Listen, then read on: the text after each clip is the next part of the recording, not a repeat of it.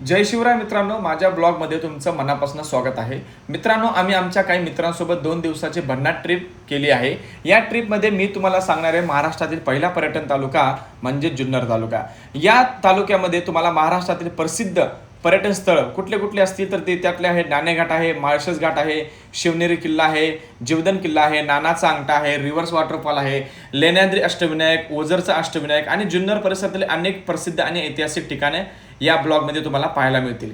या ब्लॉगमध्ये तुम्हाला फक्त फिरणंच नाही तर मित्रांनो संपूर्ण तुम्हाला गायडन्स मिळणार आहे. कुठे जायचं, कसं जायचं, कुठून स्टे करायचा, आम्ही कोणत्या मार्गाने प्रवास केला, कुठे मुक्काम केला, राहण्याची आणि जेवणाची काय व्यवस्था होती, कोणकोणते ठिकाण आम्ही पाहिले, प्रत्येक ठिकाणाचं महत्त्व कशासाठी आहे, कशासाठी प्रसिद्ध आहे, पावसाळ्यातील निसर्ग सौंदर्य, धबधबे आणि रिव्हर्स वॉटरफॉलचा अत्यंत अप्रतिम अनुभव तुम्हाला या ब्लॉगमध्ये मिळणार आहे. मित्रांनो, हे सर्व तुम्हाला अगदी सविस्तरपणे तुम्हाला पाहायला मिळणार आहे आणि तुम्हाला सर्व माहिती मी सुद्धा देणार आहे. हा संपूर्ण प्रवास आम्ही तुम्हाला 3 एपिसोडमध्ये घेऊन येतो, त्यामुळे एकही एपिसोड तुम्ही चुकू नका. जर तुम्ही जुन्नरला ट्रिपचा प्लॅन करत असाल तर हे ब्लॉग तुम्हाला खूप उपयोगी ठरणार आहेत मित्रांनो.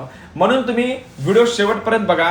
व्हिडिओ आवडल्यास तुम्ही लाईक करा, मित्रांना शेअर करा आणि सबस्क्राईब करायला विसरू नका. तर चला मित्रांनो, आपण सुरू करूयात पहिला एपिसोड, पहिला ब्लॉग. मित्रांनो, तुम्हाला पुण्यावरून जर नाणेघाटात यायचं असेल तर नाणेघाट ते पुणे हे डिस्टन्स तुम्हाला जवळपास 100 किलोमीटर आहे आणि नाशिक हायवे मार्ग तुम्हाला इकडे यावं लागतं.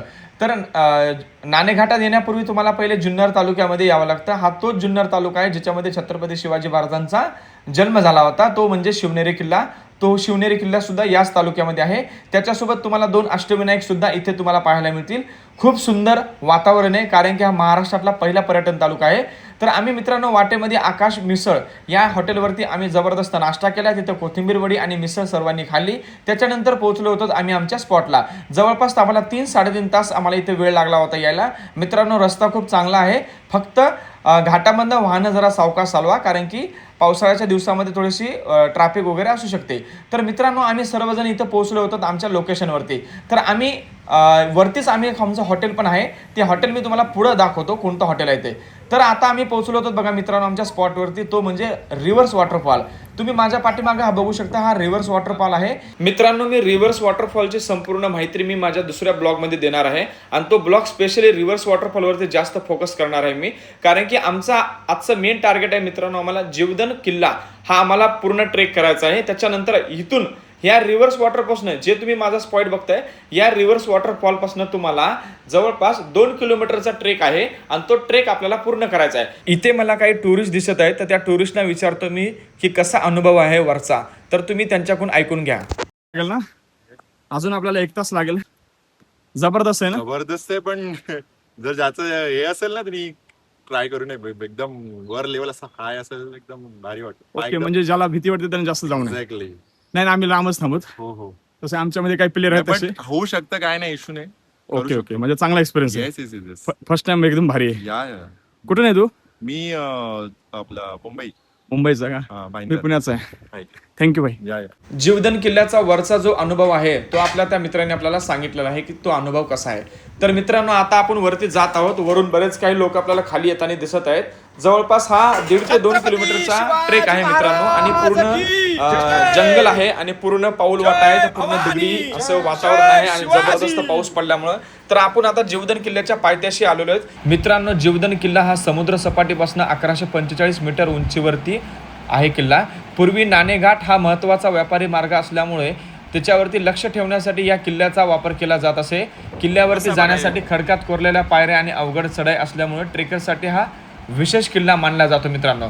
तर लक्षात असू द्या, जर तुम्ही कधी आलात तर हा नक्की जीवदन किल्ला ट्रेक करा. किल्ल्यावरून दिसणारे तुम्हाला नाणेघाट असेल, माळशेज घाट असेल किंवा हरिश्चंद्रगड असेल किंवा हडसर गड असेल, शिवनेरी परिसराचे विहंगम दृश्य आणि मनमोहून टाकते. मित्रांनो, पावसाळ्यात जर तुम्ही इथं आलात तर तुम्हाला इथला आजूबाजूचा परिसर, हिरवागार डोंगरामधून दिसणारे वेगवेगळे दृश्य अविस्मरणीय ठरते. जर तुम्हाला इतिहास आणि साहस आणि निसर्ग याचा एकत्र अनुभव घ्यायचा असेल तर मित्रांनो, जीवदन किल्ला हा नक्कीच तुमच्या ट्रेकच्या लिस्टमध्ये असलाच पाहिजे. आणि हे बघा तुम्ही जीवदन किल्ल्याचा मेन पॉईंट. आणि आता मी सध्या पोहोचलेलो आहे जीवदन किल्ल्याच्या जीवदान किल्ल्याच्या दरवाजापाशी मित्रांनो. तर मित्रांनो इथं येऊन मला सर्वात भारी वाटतं, कारण की जवळपास मी 2 किलोमीटर पूर्ण जंगल ट्रेक करून मी इथं आलेलो आहे आणि इथं सगळ्यात भारी वाटतंय. जोराचं वारं सुटलंय मित्रांनो आणि आता इथं मी थोडंसं बसावं आणि थोडीशी विश्रांती घ्यावं म्हटलं. तर मित्रांनो सगळ्यात भारी फिलिंग आली बघा मित्रांनो हे ट्रेक करून. तुम्ही पण या. रिव्हर्स वॉटरफॉलपासून तुम्हाला जवळपास 2 किलोमीटर हा तुम्हाला पाऊल वाटेचा ट्रेक करायचा आहे आणि ट्रेक करते वेळेस तुम्हाला हे इथलं आणि तुम्ही वातावरण बघू शकता. तर मित्रांनो मी आता सगळ्यात वरती उंच वरती पॉईंटवरती आलेलो आहे आणि हे जीवदान किल्ल्याचा सर्वात वरचा पॉईंट आहे आणि आता मी जीवदान किल्ल्याच्या वरती आलेलो आहे मित्रांनो.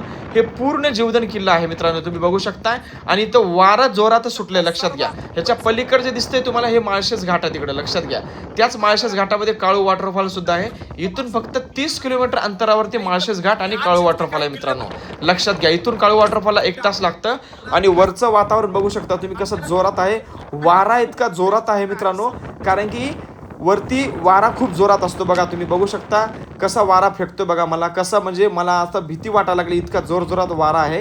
कारण की आमची चालायची सुद्धा वरती हिंमत होत नाहीये, कारण की वारा आणि वातावरण इतकं भारी आहे, इतकं जबरदस्त सुंदर असं वातावरण आहे. पूर्ण असे ढग असे काळे झालेले आहेत. पाऊस सध्या नाही आहे पण जबरदस्त वातावरण आहे. पूर्ण इतकं थंडी वाजत आहे ना मित्रांनो, जोरात वारं सुटत आहे मित्रांनो. तर इतका जबरदस्त जीवदान किल्ला, जो की मला आतापर्यंत जे काही मी ट्रेक केले त्यापैकी एक जबरदस्त वाटणारा किल्ला म्हणजे जीवदान किल्ला मित्रांनो, लक्षात घ्या. हा जीवदान किल्ला तुम्ही नक्कीच एकदा ट्रेक करा जर तुम्ही ट्रेक करणारे असाल तर.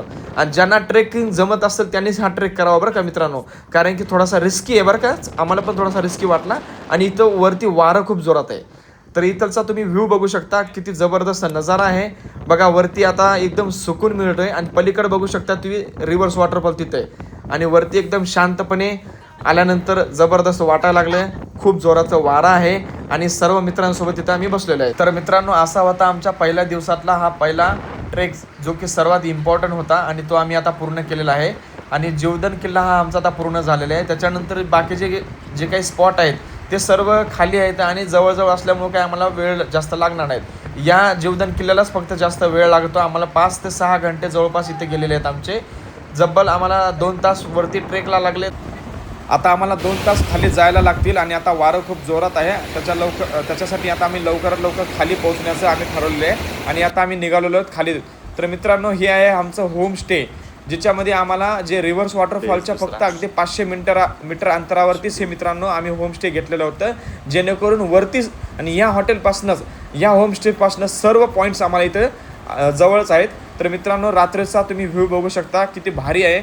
आणि हे एका काकाचं घरगुती हॉटेल आहे मित्रांनो, ज्याच्यामध्ये आम्हाला फक्त 400 रुपयाला रूम मिळलेली आहे. पर पर्सन 400 रुपये आणि 300 रुपयामध्ये जेवण मित्रांनो, लक्षात घ्या. हे तुम्ही नोट करू घ्या. 400 रुपयामध्ये एका व्यक्तीला राहायचं आणि 300 रुपयामध्ये फुल जेवण, ज्याच्यामध्ये नॉनव्हेज व्हेज दोन्ही जेवण तुम्हाला उपलब्ध आहे मित्रांनो. तर मित्रांनो आता भेटू आपण आता पुढच्या ब्लॉगमध्ये. तोपर्यंत तुम्ही चॅनलला फॉलो करा, सबस्क्राईब करा, लाईक करा आणि कमेंट करून सांगा तुम्हाला ब्लॉग कसा वाटला.